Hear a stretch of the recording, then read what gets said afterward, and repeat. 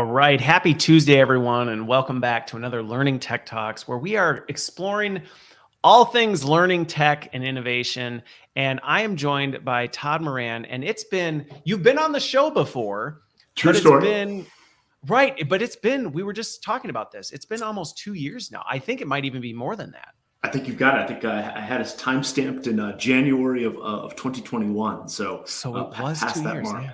And you had just started at NovoEd, hadn't you? Correct. I think I was a scant month or so into because I remember it was a last minute shift. You weren't originally going to be the guest, and then it was like, well, Todd's here now. We should have Todd on the show. And it was okay, well, then I guess I'll hang out with Todd for an hour. It was a pleasure. I made my transition from Edcast over to NovoEd, so it was timely, and I appreciate you slotting me in. Hey, well, you know what? And I'm sure a lot has changed in 2 years. So today, for those of you watching and listening, we're going to be talking about collaborative learning, but we're going to get into unpacking that more because that means a lot of things to a lot of different people. And we're going to get into all sorts of things like scalability, the skills behind it, what the future of that looks like.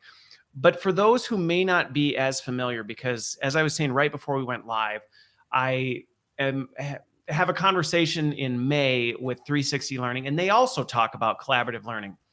But it's a very, very, very different world. Like, we're not talking about the same thing, even though we're using the same words. So for those who may not be as familiar with NovoEd and what it is and the space it plays in, how do you describe that to other people to help demystify that? Yeah, the vernacular always a challenge, Christopher. I find that. So think of us like this. NovoEd is a cohort-based learning platform, all focused on building capabilities for large-scale enterprises.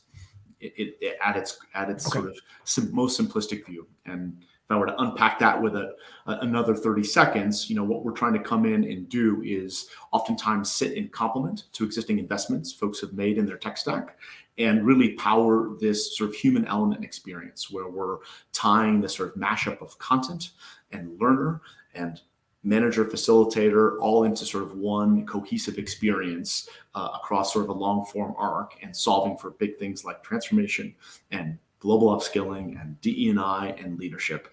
And oftentimes for us, that really takes the shape of large scale enterprises. So we're serving the 2,500 or thinking about large scale enterprises in terms of tens of thousands of users is really our sweet spot. And we also power some of the sort of the largest external training providers out there in terms of extended enterprise, exec ed programs, and external training firms.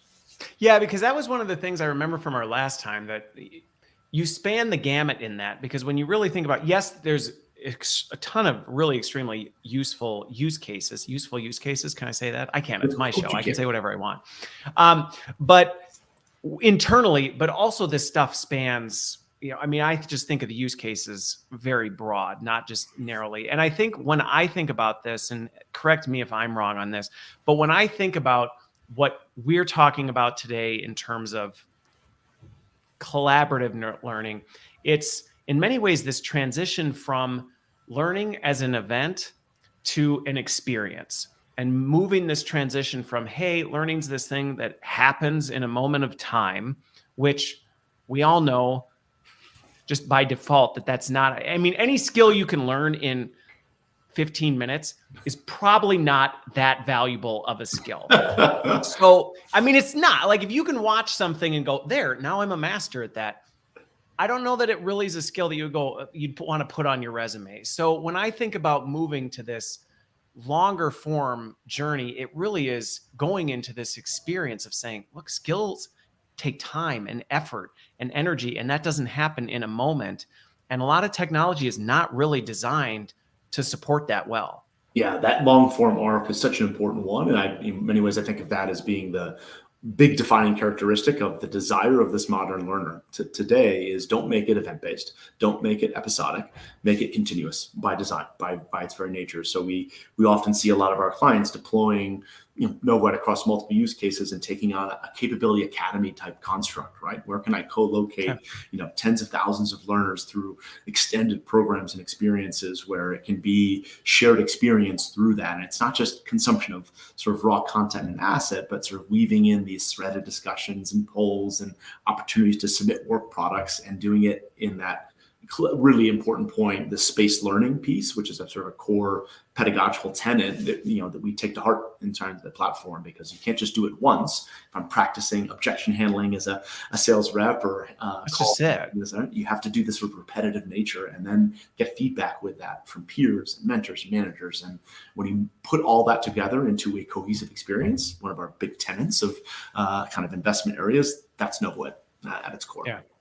Okay. Well, and I know the academy terminology has spun up. I think that's become a bit of a industry buzzword. Yeah. It's probably been, a good year and a half. But I think that kind of thinking, which even I was skeptical when the term first started coming out, because I'm like, oh, are we just rebranding, the corporate university as an academy? Which in some cases, that is what's happening. It's like, hey, we renamed this our academy now versus our university. And it's like, well, it's still the same thing. But what we're talking about is the actual transformation of, yes, we know we're trying to build these skills in people. We know that's not going to happen overnight. So how do we actually architect? And like you said, right, build the arc that people need to actually do that. And my experience has been technology, at least the standard tech stack, does not do that very well. No, I think it's, this is, and I can claim this because I spent, first 15 years of my career on the customer side running large scale L&D teams, and the last 8 at which I was at Schneider Electric on the digital transformation, business transformation.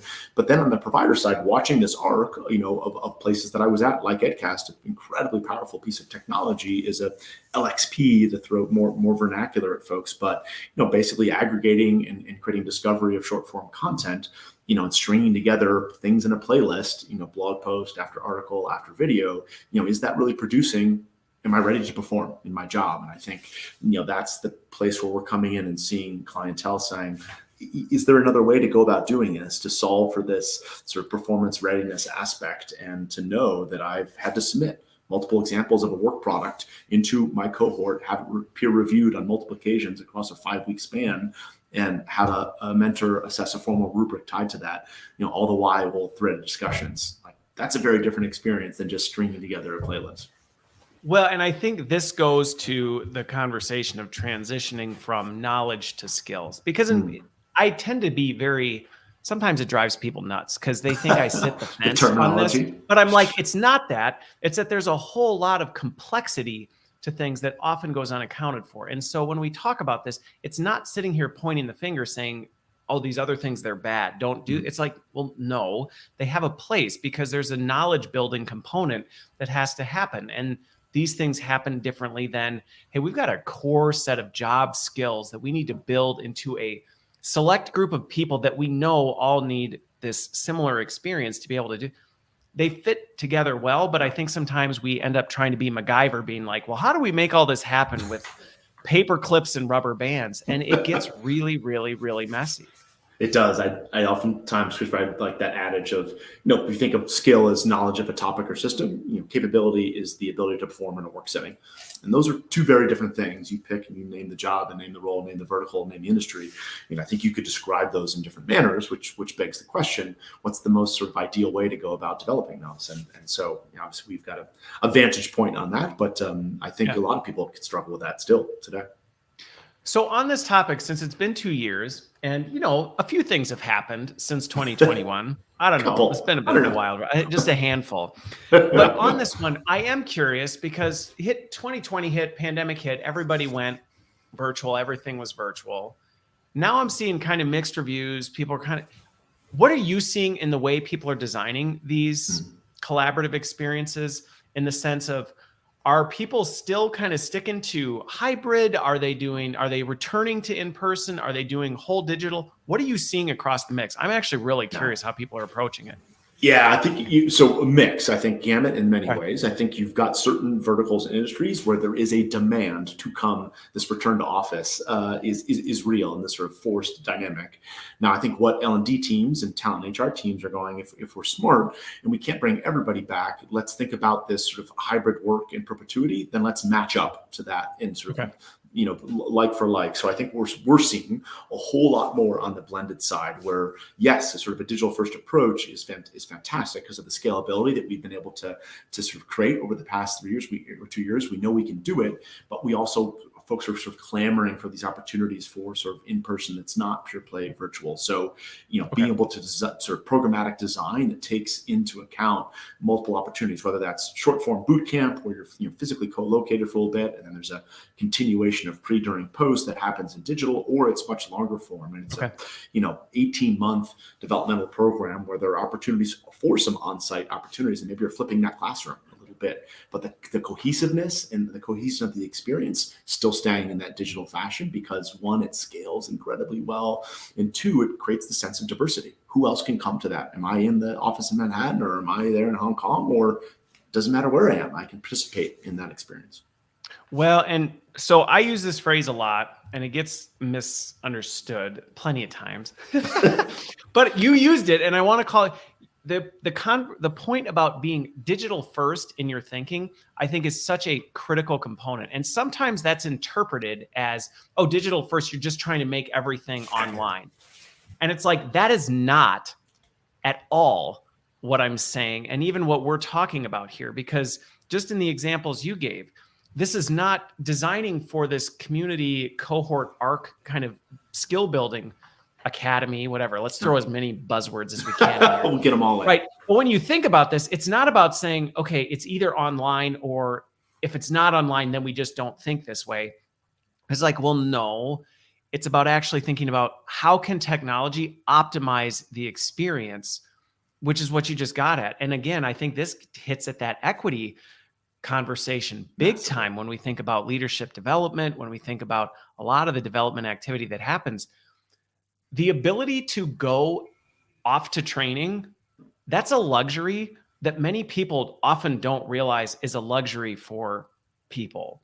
And there's a lot of people that is not accessible. The reality of, look, I just can't make that happen. And I may be hyper attuned to it as a dad of 7, but like, this is a real thing that, thinking digitally first and saying, okay, yeah, maybe there's that component to this, but how do we make sure we're accounting for the fact that that can't be an exclusionary factor for participants, or we're basically writing off a large portion of our audience? Massively. I mean, I can give you a little story and anecdote on that side, because we had one of the largest investment banking firms in the world, sort of powering a lot of their efforts. And, they had what once was basically a year-long onboarding program that was entirely in person. And they would say, listen, if you're co-located in these marquee offices around the globe, you had a brilliant experience. They loved it. CEO was the pride and joy of that entity. Without question, I can understand. And then March of 2020 hits, and now what? And what does that look like? And so the idea of being able to move that with a digital first mindset had to be all digital for that short form. But even the run they did this past year for, or just started, the 2023, is absolutely a hybrid model. But keeping that digital first mentality allowed them to open the aperture to all of these additional folks that weren't within proximity.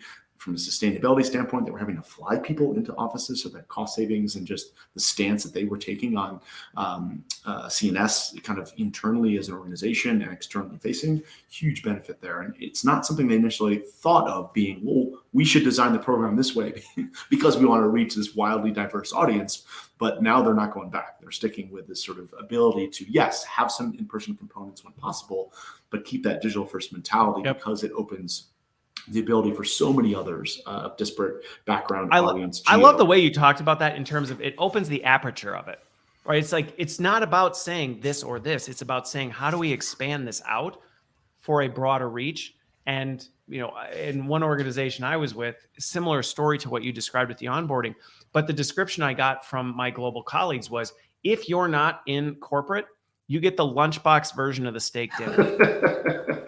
Everybody's going to Ruth Chris, and we get a, stale gas station roast beef sandwich, and it's like, hey, the triangle isn't cutout it great? container, And it's like, the whole deal. what, hey, we provide lunch to everyone. And it's like, well, no, this is a completely different thing. And I think what we're talking about here, by having that digital first mindset, is being able to say, okay, who says we have to have such a diverse experience between those two audiences, and actually making a better experience for everyone involved?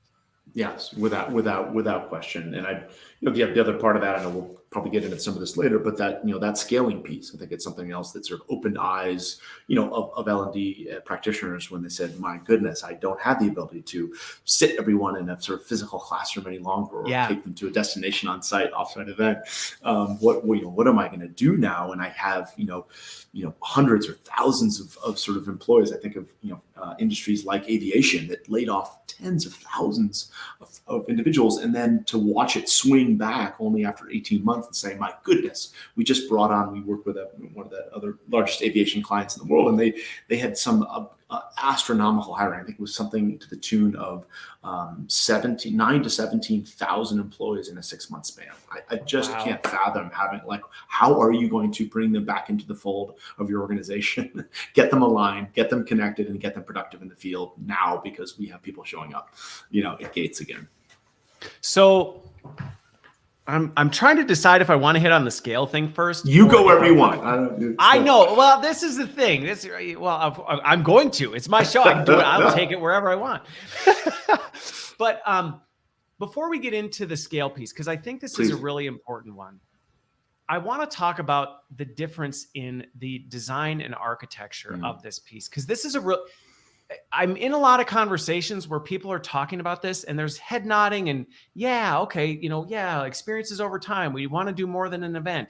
And it's like, but this isn't just repackaging what you've done before and delivering it in a different tool and going, hey, we had all this stuff in the LMS.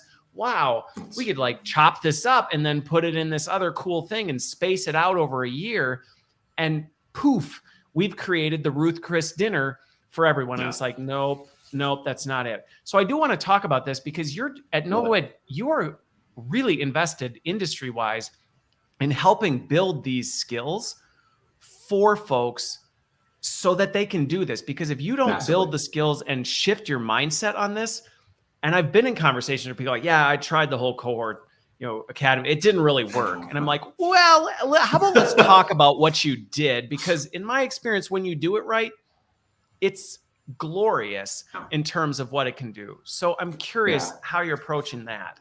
It's a big shift without question. So two themes, and then maybe I can share a little bit about sort of how we're trying to approach this and sort of uplift the collective sort of global audience on this front, because it's a challenge. Make no mistake. I mean, that's how I cut my teeth in sort of part of my master's was tied to instructional design. That's how I sort of came up through the ranks many years ago. But this idea of being able to apply intentionality and interactivity to content, not just chunk it up, is a radically sort of different approach for folks. So, one of the things we're doing at NovoEd, and we've done for the past few years, is run this LXD, Learning Experience Design, open MOOC style, large cohort, literally powered and run on NovoEd. I would expect nothing less. If you told me you weren't, I would be like, not you eating cut your the own feed dog food. at that point. That's how that works. Turn it off. But the idea of the appetite is out there for it, because that's the first thing I'd recognize. I think we typically have 1,800 or 2,000 folks who are signing up for this. We applied to get SHRM credits that are tied to it. We're working with one of our brilliant partners in Credly, putting a certification on it, hopefully later this year for that. But the idea is, how do we get people to transition and sort of approach sort of new lenses to thinking about it's not just consumption sort of maps to mastery, or content equals learning, or skill equals capability. What does it really mean? So when you're designing for interactivity, what are the options that are there? When you've got that sort of short form piece of content, what are the wrappers you can put in, with, through, around it that then tie a human element? And there's a huge part about practice, and there's a huge part about feedback. And, obviously we're purpose built as a platform to pull those two pieces forward in a multitude of ways, but having people just think through from just a pure design, forget the technology for a second, about those points of intersection. When can I create opportunities for feedback? And it can be multiple variant. It can be peer only. It can be in a private fashion of a protected, safe nature into a manager or mentor. It could be sort of in a global gallery type style approach. Then when it comes to all the interactivity, what form does that take? Is it something simple and light, point of entry, like a social poll that says, okay, I feel comfortable exposing myself? Or is it far more expansive? We're creating mini team breakouts to allow a cohort of 1,000 to break down to a cohort in a sub team of 6 to have some intimacy as they sort of work through a design component in that long form sort of concentric circles over the arc of the journey. So it's a challenge, and make no mistake about it. But I think if folks really embrace and lean in to the sort of experience, emphasis on experience to the design, it goes a long way, certainly from then the learner recipient side on engagement, which I think we're all in pursuit of. Can we get people more engaged with our learning and training? And engaged for the right reasons, because engagement for engagement's sake, I've been commenting on all these, clicking on buttons. Right. Like, okay, they responded to the poll, they did this thing, and it's like, right, but to what end? And did that actually add value to the experience? And I don't remember when it was. It was probably a couple of years ago, but I had done one of these on moving from UX to LX and thinking differently as designers, instead of just thinking, how do we improve the user experience of what we're doing, to actually, no. Let's deconstruct the learning experience as a whole and be what you just described, relentlessly intentional about going, what are we really trying to do? And how are we building all of these different components into that experience? Because again, moving from knowledge to skills requires more than knowledge in different flavors. It requires that reflection, that collaboration, that feedback, that practice.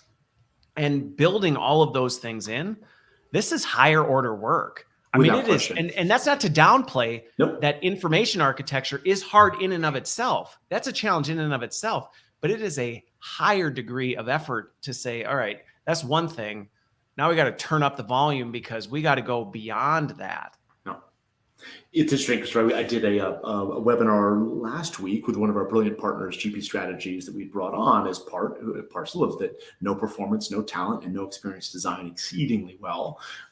And Kara Halter was sort of my guest on that as we hosted through NovoEd. And one of the themes that she was talking about as sort of hallmarks of that model learner is having that ability and that expectation to sort of execute in that way that you just described. And it's so important because I think folks are clamoring for that level of that collaboration and that feedback and those opportunities for practice and reflection. It becomes really, really important if you can design for it, because again, engagement for the right reasons. And then the learners are really leaning in, to that experience. And one of the things that struck me, she said, if you're doing this right in your approach to practice and application, whether the tech's involved or not, and you're asking people in the arc of that experience to perform on multiple occasions with submissions, with evidence, with proof of work product, you've just signed off on Kirkpatrick level 3, and you didn't have to wait 6 months after the intervention. You didn't have to wait. And it was in there. Right. You got it right. Well, and it's funny too, because again, going back to, is this really that big?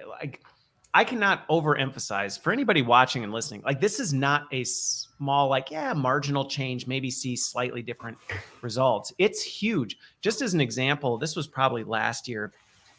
I was running a thing with a group of leaders, and we were I love doing science experiments with this. And so we were doing some things to see how much does content really impact the experience? So we brought a group of diverse leaders, senior all the way down to frontline. And we brought them together, and we had built an experience that was less focused on the content. We're this is kind of general content. I don't know. But we're not going to put all of our eggs in, we got to get the content right. Because if the words are right and if we structure it perfect, then it's going to be. Right. We just said, we know we got to do it. We're going to make it accessible. We're not going to make that the focus. But where we're going to put our attention is on the collaboration and the, going back and forth, the practicing different things and really doing that. And we're let's just do this real quick, spin this up and see what happens. And so we went through and we had some honest conversations with the leaders afterwards. And we said, how would you describe your feedback on that?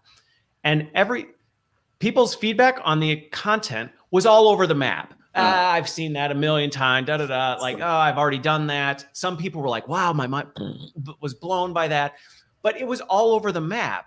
So it was one of those, it validated that it's like, we could spend a ton of time on this. On crazy but production realistically, value, sourcing the best. right, like premium high thing. production, make Yep. sure, you know, oh, you got to get the right words and speakers and do it. But ultimately, everybody still was going like, I don't know, like it just really depended.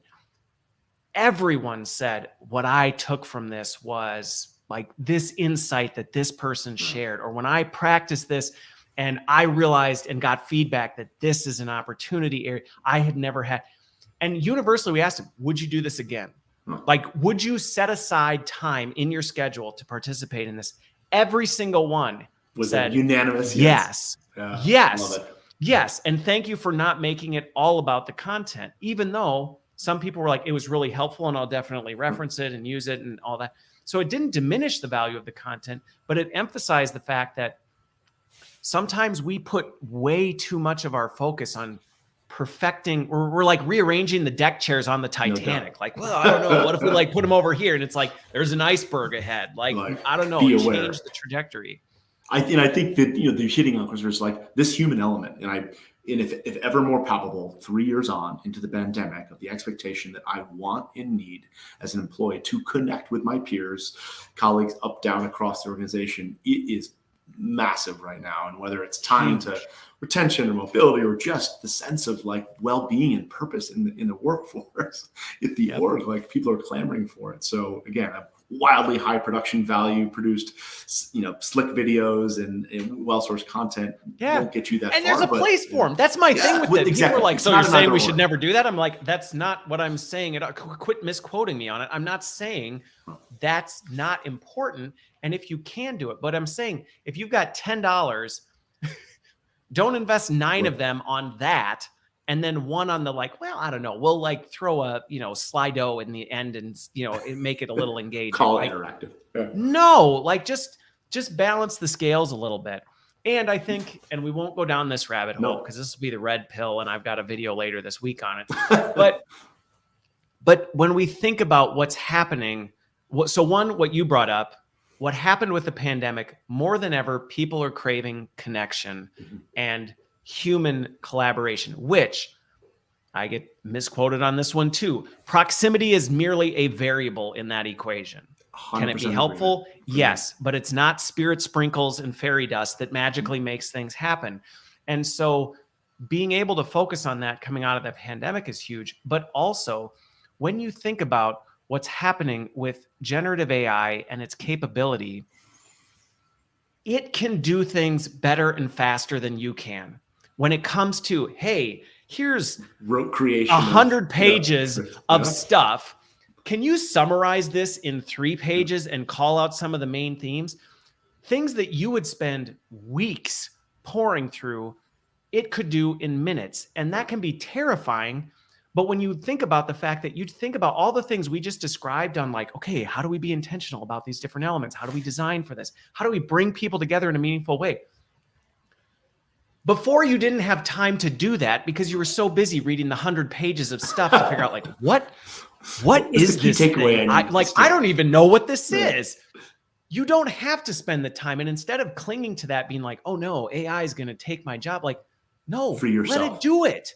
Let it do it. And then you can use the insights from that to go, oh, now I can actually invest $8 into the experience. And I think that's a really important thing as we look at how technology is changing things dramatically. Yeah, and I hope, you know, for most L&D teams, I can say that because I'm a sort of recovering one in many ways of instructional designer, you know, facilitator, instructor, is, you know, lean into that, because the idea this should be the advent of ChatGPT-4 and sort of robotics at its core, is it frees us up to do the nature of what we do best, which is the human element side of it.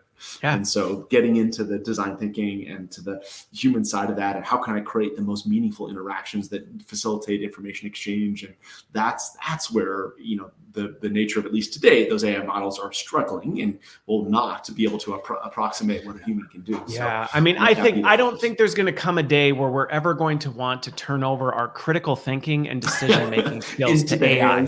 And I think that's just it. It's like those are the important things that we can spend more time doing that we didn't have the time to do before, because now it's helping us serve it up these things and go, well, here's some things you could think about that you can then think critically about and go, okay, who's our audience? How do we want to do this? How would we architect this in the technology? Yeah, okay. So I want to, this is a nice little lead into this, because now this leads to the scale piece, right? Because this is one of the historical things that some of the best intentioned design teams and L&D teams I've known over the years have said, we want to do more of this. One, there was the time thing, which generative AI should be able to help you immensely with that. But then there also was this, man, though, like running the complexity of these things. Just executing a program. Just pure execution of this with more. It's fine if you got 15 people in your class or 30 people. You start talking hundreds, thousands, tens of thousands. Suddenly you just see people shut down and go, yeah, I mean, I'll do that with like our top 1% of leaders, right. But like, I'm not going to bring this to the masses, which is unfortunate, because then so many others, going back to the equity conversation, they just flat out miss out. So how are, because this is an area you're focusing heavily on at NovoEd to help do this at scale. How are you helping this scale? Because it is challenging. Massively. So this idea of we call it human interactions at scale, right? If the nirvana that folks that we move from traditional sort of learning in ILT, it was wildly interactive, wildly immersive, wildly powerful, awful to scale. And then we sort of moved on up the trajectory to be like, wait, we'll make everything self-paced, we'll make it scalable, so we can just chop it into a video and then we push it out to everyone, and great. And it's like, well, now we sacrificed everything that people actually enjoy. So there you go. So now we're trying at NovoEd to swing that, bring them back to the messy middle. not messy middle, cleaner and up to the right. Okay, and we think of that idea of this human interaction at scale. And so being able to say, listen, if you want to run a cohort that has 100 people in it, and you need to do that 25 times a quarter because you're a firm of 40,000 people. It's another one of the big financial services firms that we have, runs 2,000 programs on the platform, 50 cohorts every month going through here of notable size.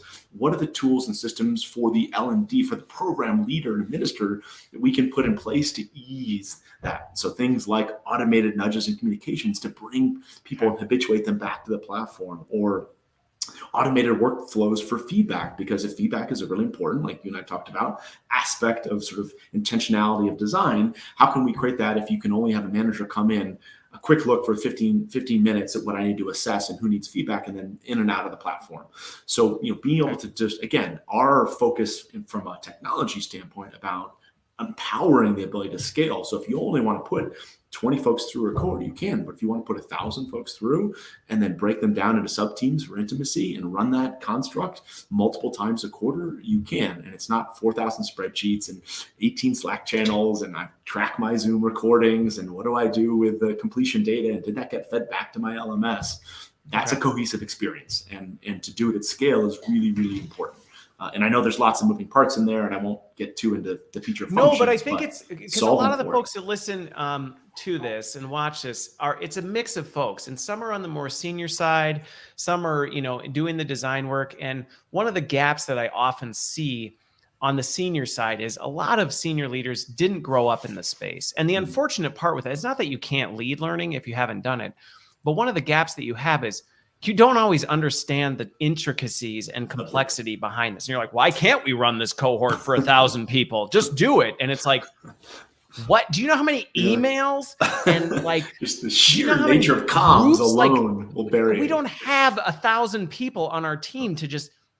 And so I think it is important that senior leaders who are thinking about this do think carefully about that, because it does make a big difference. And you can put, especially at a time when workforce burnout is at the highest level ever, you can burn your teams out by being like, well, let's just do it for more people, and not be like, well, but how actually are we going to do it? Because there is a lot of administrivia, and I think that's what you're hitting on.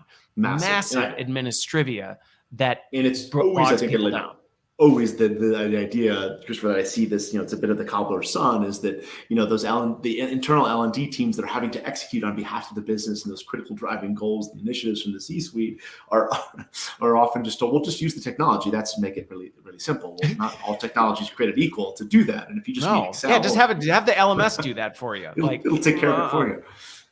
So, we put a concerted focus on, on those back end administrative pieces to make those streamlined so that you can have firms run, hundreds of cohorts on a quarterly basis with volume and still maintain a pristine level of interactivity and intentionality of experience. Because that's, at the end of the day, like, they're still on the hook for that, right? When it comes to the business of that better have been a good experience for me, or I'm not going to come back, or I'm going to ask for something different, or I'm not going to accept the chargeback that you give to my LOB. Right. If I sent my people through it and the experience blew, like, I'm going to be you're not too happy getting any more. And the other big area, maybe I can mention, and I wonder, I have to imagine that this is a challenge for you and for others, is this idea of both the content management side of the scaling aspect and the translation side. Two big areas that we've been focusing on. We've got a couple of things that came out in MVP this quarter around AI content translation at scale. So I'm not talking about UI and making it feel personalized in local dialect. I'm talking about literally, like, I author once, translate ad nauseum across based on specificity, and being able to do that is a massive scaling component, right? So now I can run a global onboarding program, and the folks that are, need it in Thai can be in Thai, and they want to interact and consume, but I, as an author, can only need to sort of, pen once. And I think that becomes really powerful with the content management. Oh, I made a change. Now I need to push that to the 1,500 permutations that exist out in the ether. Do I have to re-record all of my SCORM files that I produced in Articulate Rise, or can I, go forward now and sort of, use a focus here? So two other areas that I think speak to that scaling that are going to become more and more important. Well, and what, just continuing to tie on this tech piece. And again, I love when we hit on this stuff because it helps illustrate how to use this technology well. So two that stood out to me on this that you mentioned was the automation of some of these nudging and kind of like reminding people to be engaged. Because the reality is people are busy. Like, a lot of people are well-intentioned on, I want to do this. I see value in it. I want to develop myself, I just forget. And I think of an experience where we had used, again, and I don't know what you have behind under the hood, but I've done some experiments with text nudging engines that they're talking to a bot, but the designers have architected the conversation flow. So it's not handing things over to the machines. We've architected it, but we know that, okay, this is the dialogue. These are the kinds of things that we want to ask. This is the feedback we want to give based on this. And again, that has allowed us to scale. And surprisingly, people are always like, yeah, nobody likes bots. But I'm like, I think you're operating off 20-year-old data in terms of when, you were calling AT&T because you had things. And it was like, no, that's not what I said, type of a thing. To, if you architect these things well, they can help you scale significantly and actually improve engagement, because it gives a pseudo-human experience. It's like, it can feel like somebody's talking, hey, did you have a chance to? And again, this is the intention and critical thinking we put into it, is going, how do we architect this to feel like someone's doing it? So that they're like, wow, I got reached out by someone. Exactly. And the other two big dynamics, we put a huge focus on sort of designing the framework for our internal notification and nudging construct, was around behavioral kind of triggers and temporal triggers, right? So now it can be, this starts to feel the personalization where you don't have to have back the administrative load. Folks go back in and say, okay, well, who are the 600 that haven't gotten through to module 4 yet? In week 6 in the program, you can just auto program that experience. So if they haven't, they get plugged. And if they have, they don't. And now all of a sudden, that's the personalization we want. Not you recommended content to me like Netflix. Like, no, you help me progress on this developmental opportunity, and that feels very unique. And if I've got an overachiever down the hall, then they don't get those push notifications. They don't get them on. And a lot of that stuff is robotic. That's the thing. Like, sometimes there's this defensiveness to like, well, we should do that. It's like, do you really love running these reports and being like, I got to send an email to these 400 people who didn't do their assignment yet? Like, that's not something you're going, this is really value add time I'm putting into this. And I think that's the component. But the other one that you hit on there, the translation piece, to me is extremely encouraging. I did a panel last week where I talked about this and the possibilities of localization and scalability by saying, and you don't have to, again, that lunchbox version thing of going like, well, it's English because deal with it. That's the business language. Deal with it. Like, globally. That's all you get because that's what we got. It's like, what a tone deaf an insensitive message to send to people to go, we know you don't really speak this as your primary language, but Yeah. figure it out. And I think I understand why we have, because that has never, no one in my experience has that ever been their attitude. It's just the scale, the cost, we change, like there's just no way for us to do it. And I think it's exciting to see, you know what, it's actually becoming something you can do quickly, effectively, and efficiently in a way that goes, wow, you actually designed this for me.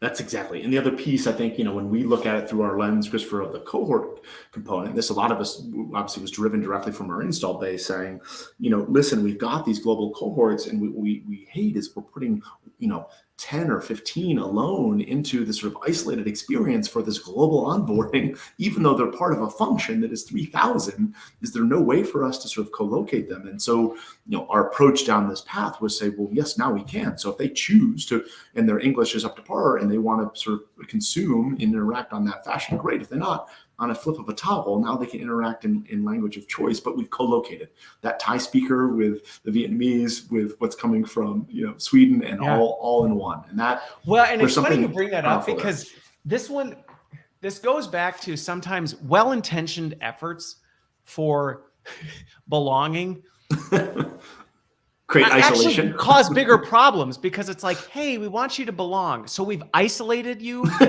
with a bunch of people just like you, so go over there with more people and it's like, wait a minute. You ruined the opportunity for shared experience with all of right. Like, I can't imagine if people were like, oh, you're, Christopher, that dad guy who likes learning. You know what? Why don't you go over with the 2 other people on the planet like you and hang out with them, but you can't participate with anyone else? Like, it's actually a very isolating experience. And what's interesting, I love that you talked about the fact that you're focusing on allowing people the choice. And I think if anything, as we move into 2023 and beyond, this demand for personalization and defining what that looks like, which is autonomy. People want to be able to say, big driver. Look, maybe I do want to be alone over there by myself with the one other person, and I'm fine with that. I don't need to deal with all the other. And okay, that's your choice. But to somebody else who goes, please don't put me in that box. That's not the box I want to be in. Saying, you don't have to. You have accessibility to the rest of this if that's what you choose. And that is a powerful statement to send to your employees, to go, yeah, we've designed this to the best of our ability, but you have a choice in what this experience is like for you. Yeah, the huge other driving kind of tenet, both of our investment, current state and future, around this idea that you touched on, Christopher, of cohesive experience and allowing that sense of choice. And so, we pushed out a little bit earlier this year, our learning journeys, right? How do you kind of compile together this sort of experience for folks over a long form arc, but you allow some personalization, some individuality and choice into that. So making these, first several experiences and courses required versus this set, you get to pick 2 out of the 5, or these don't even unlock until you progress to a certain level, is, allowing those users to sort of navigate through that pathing perspective, based on their current state of knowledge, their understanding, their role in the business, how they're supporting a function. And so that just becomes so, I think, important on your point. And it's a different style of personalization than I think, at least where I came from in last role. And I think, if I'm making a bet, I think this is the better variant of personalization than just, to me, it's a more accurate definition of when I actually talk to, because I am intentional about spending time. It's funny how much time sometimes we spend on data analysis and research reports. And it's like, do you ever just set up time with your employees and talk to them and just ask hey, and time again, when I have these conversations, this definition of what we're talking about in personalization, hands down, that's what they want. They don't want, oh, you're telling me that based on these criteria you've predetermined, this is more aligned to my thing. It's like, I want to feel like I have some weigh in on what matters to me, and that you've gone, we've accounted for that. We hear you, and we've accounted for that. Yeah, and I think the biggest piece when we think of some of our biggest customers for NovoEd is we're not necessarily direct to the end user. Of course, we're wildly supportive of the learner. That's where we came from. Our origin story at Stanford Social Algorithms Lab. We care about the individual learner, but we care about the org, right? And that org wants connection, wants alignment, and some of the best ways to do that is to have some intentionality of design, but still allow that choice. So it's not a total free for all in the experience, but you allow some uniqueness of progression, which I think. But this goes back to the critical thinking of you're architecting where those fulcrum points are. And you're actually saying, you know what, where can we do this? And again, this goes back to the moving beyond knowledge to skills. When you're focused on outcomes and skills, there's a lot more fulcrum points. Yes. When you're only focused on the knowledge and the content, it's kind of like, well, you either watch it or you don't. Yeah, there's only so many ways I can serve this up. There's only like two choices, and you can't be like, well, choose to watch it or don't, because it's like, well, if you don't, then we have no. Versus if it's like, look, if you can do the thing, I'm not as concerned about whether you went through the pathway as we designed it, so long as you can demonstrate, you can do it. And your submission for that effort, and then it got peer reviewed, and great, wow, the stuff. I'm not going to clockwork orange you through like our content in an attempt to punitively punish you. I can't believe you worked in a Kubrick reference into this. That's next level. I love it. Bobby's smashing. Sometimes I just feel like that's like the next solution. Sometimes it's going to come from L&D on engagement. It's like, well, you know what? There's this new vendor out there, and they created these glasses that. It'll get you the behavior change you're after. If you want to see it in the work, 100% engagement. 100% guaranteed. There's an attachment that zaps people. Yeah, people hate it, and it drives engagement down the toilet. But so this also then leads me to another thing that you hinted at backstage, because as you're talking about this higher focus on automation, this ability to translate, all these other things, a lot of these components, I can see challenges with some orgs going, right, but we build everything over here and it doesn't always play nice over here. So you had hinted that, this is something that's on NovoEd's radar of saying, how can we do more to help in the authoring space to help craft some of this stuff that is more optimized to go with the experience? So I'm curious where you're looking at it and if that's part of kind of why. Yeah, without question. So part of this is, let's make the lives of L&D or LOB leaders that are producing content and opportunities for training intervention far easier. So we think of today, a lot of authoring happens on the platform. We think of it as NovoEd is in many ways a no-code authoring tool that you don't have to have wild expertise in. Can it recreate in its entirety experiences of legacy authoring tools of the tune of Rise and Storyline? No, and there's a place and a time for those. So that's why we accept, take a SCORM output if that's what you're used to producing e-learnings in. But think about the intentionality then how you plug that in is an object and asset around an experience that you're driving after. But more and more we're getting pressed by our install base to say, well, what if I didn't have to use those other tools? Because not only can I kind of assemble and sort of amass on Nova, but I feel like I'm actually building there as well. Is that something that you all can sort of lean more deeply into? So I think you're going to see some exciting things for us in that, in that arena as the year unfolds, because, we're all in on that idea of that creator platform in support of L&D first and foremost, but also opening that aperture, not necessarily to the entirety of an organization, because there needs some intentionality, back to our opening part of the dialogue. But I think this idea of equipping and empowering others with sort of no-code authoring type approaches in a holistic, cohesive experience is going to be wildly important for enterprise organizations going forward. How do we, amplify the efforts of L&D teams that are already thin and stretched? Let's empower others. Yeah. Okay. Well, and I think what was interesting when you mentioned you were going here, to me, it was a natural pairing. Sometimes I talk to a lot of tech companies and I hear kind of what their plans are and their roadmaps, and am often very candid with my feedback on things. And, as you are, I like it.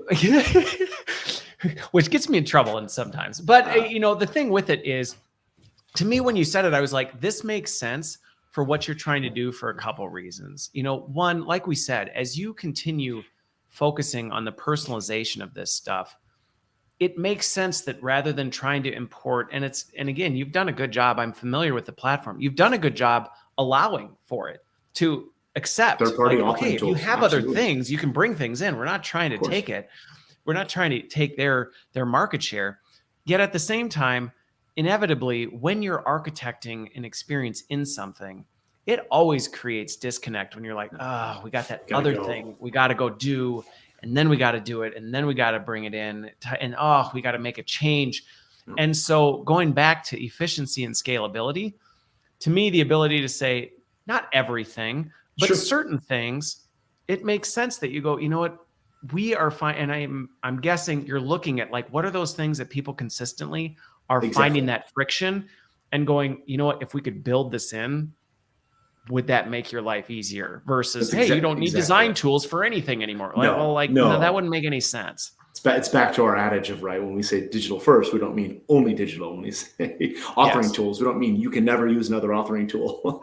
No. We can always do that and then make it part of the cohesive experience in NovoEd. But just you said, there's probably those consistent experiences, activities, types of outputs that you want to author. And if you could do that directly in the platform without having to leave and disrupt your own workflow and get you more efficient, great, we're going to do that for you.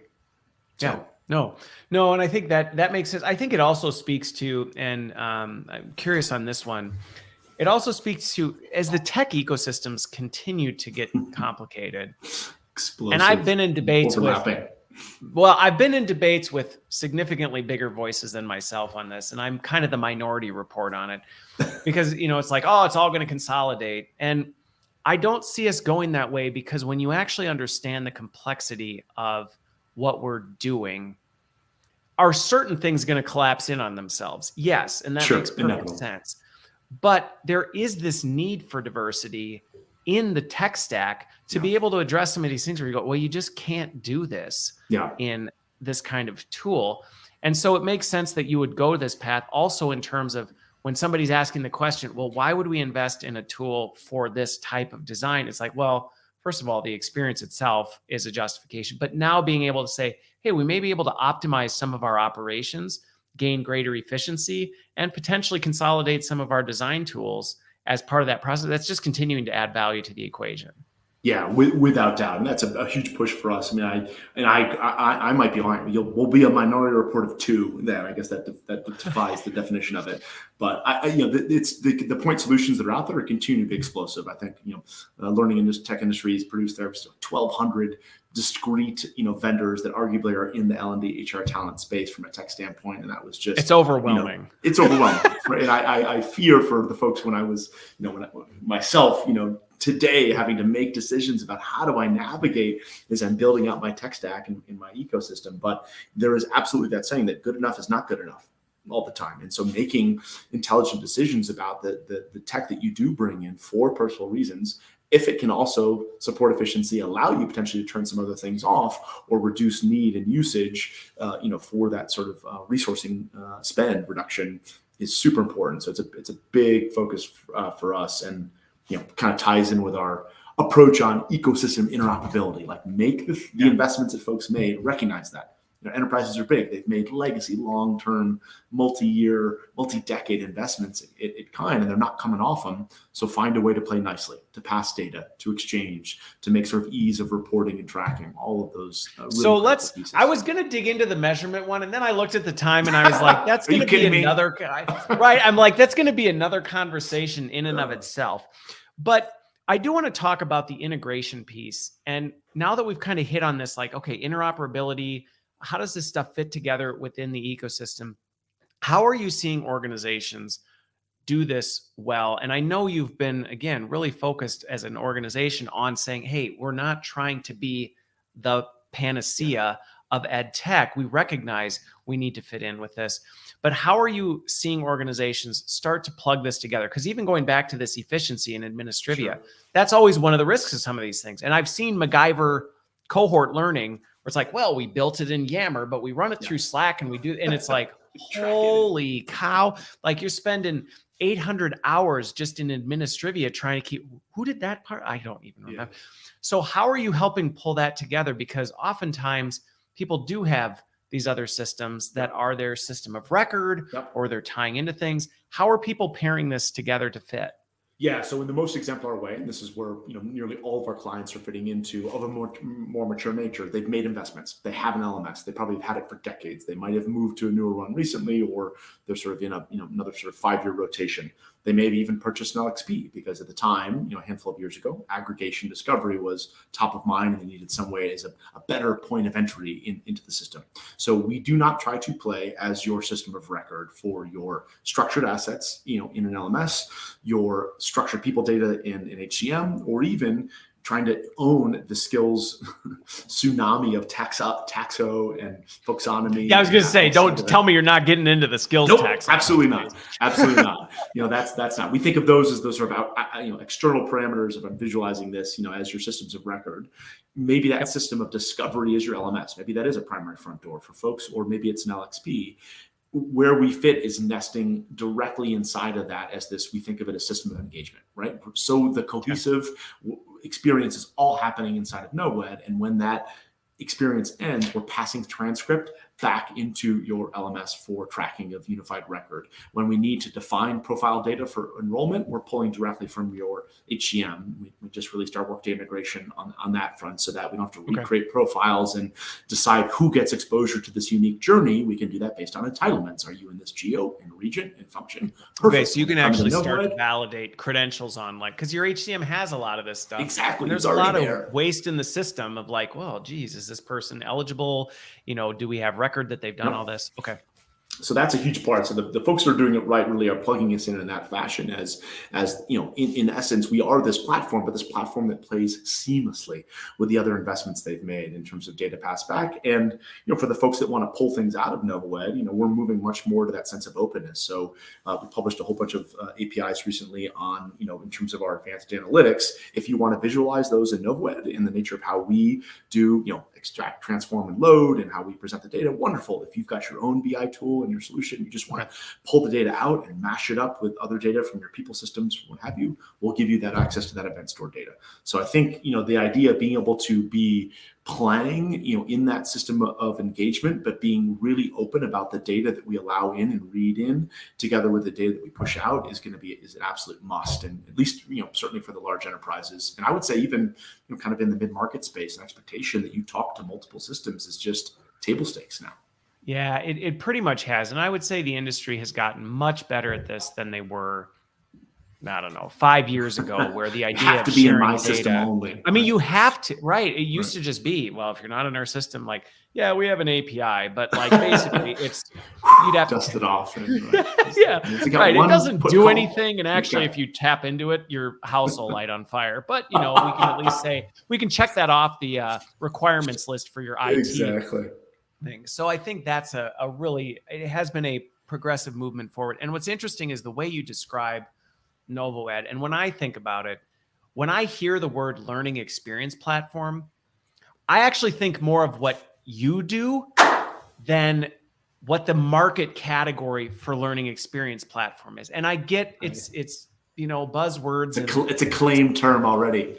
I know, and someone with, like I said, a lot more followers than I did created the term, and then it became a big deal. But it really was one of these, when I think about learning experience, that's on a very personal level. How am I experiencing learning?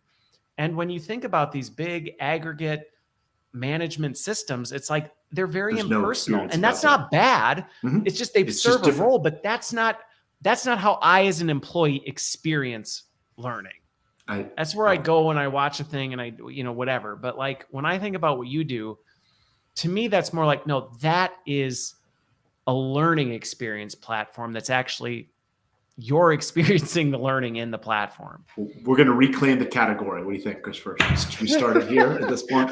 There you go. April 4th, 2023. Let it be said. It. Oh my gosh. Yeah. Watch.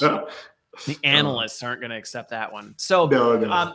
With one last thing before we go, please. For anybody who's listening or watching, this can sound great, can be exciting, but if you had one tip for folks who are going, okay, we hear you, we think we would like to make more, what is a critical first step organizations can take to kind of go, how do we get started? Because a lot of times that's where I see people get paralyzed.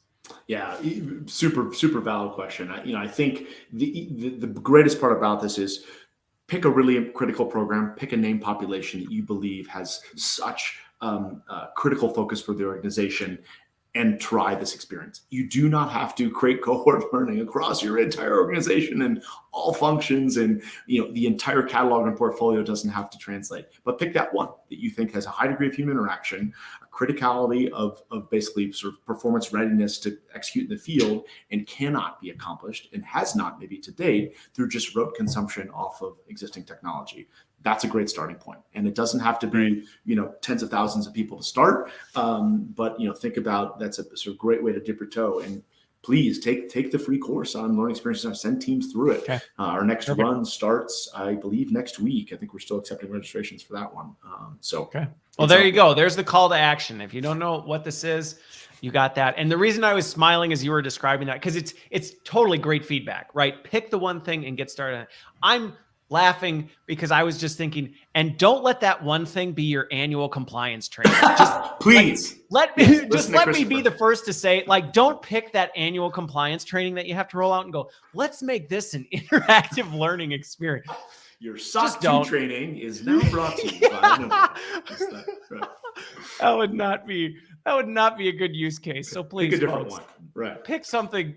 Something other than that. Any other one than that. All right. Well, Todd, this was fantastic. I enjoyed it as always. Thank you for making the time. Thanks everybody for watching and listening, and hope you got something out of it. We will see you next week. Appreciate you, Christopher. Thanks so much.